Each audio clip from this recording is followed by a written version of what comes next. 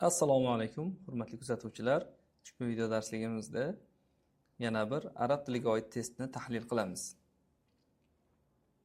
Al-aqilu yaqdi vaqtahu fima yufid. Aqlli kishi vaqtini foydali narsa ustida o'tkazadi.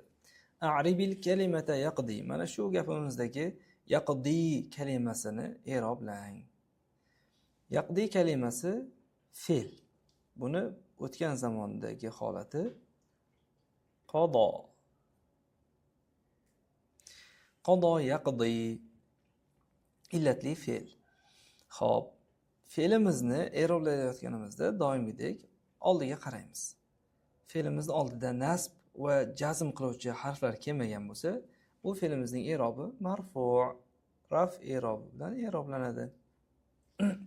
Muzori fe'limizda. Xo'p, biz fe'limizni demak hukmini topib oldik. Marfu' ekan. Sababi oldidan hech qanday nasb va jazm harflari o'tmaganligi.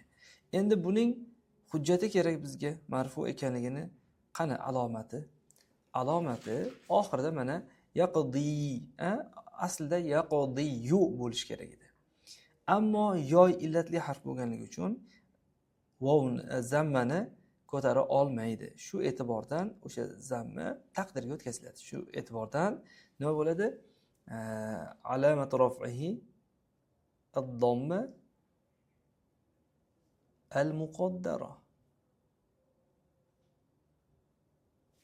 Demak, mana shu javobni biz variantlarni orasidan qidirishligimiz kerak.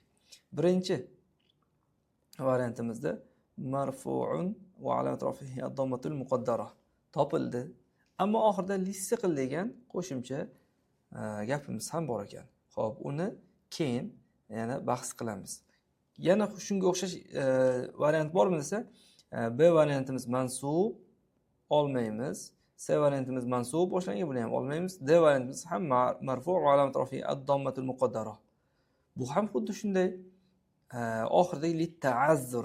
Demak, mana bu o'rinda ikkita ajoyib bir holat bo'lib qoldi. A variantimiz ham to'g'ri deb o'ylayapmiz, D variantni ham to'g'ri deb o'ylayapmiz. Oxiridagi lissiql litta'azzur. Mana shu ikki dona istilohni bilmasak, biz albatta bu o'rinda xato qilamiz. I'roblaganimizdan keyin, demak, i'rob alomatini taqdiriy bo'lyapti. Ad-dammatul muqaddara. Va taqdiriy bo'lishligining sababi nima? Sababi yoyga zammani qabul qilish og'irlik qiladimi yoki yoy umuman harakatni ko'tara olmasdan u uzrlimi? Mana shunga ko'ra siql yoki ta'azzurni belgilashligimiz kerak. Xo'p, biz bilamizki, oxiri illat harfi bilan tugagan muzori fe'llarimizning i'robi boshqacha bo'ladi. Ya'ni doimiy asli i'roblarni qabul qilishlikdan biroz ojiz qolishligi mumkin. Shunda alif bilan illatlangan fe'limiz umuman harakatni ko'tara olmaydi. Mana va buni ta'azzur, uzrli deb aytiladi.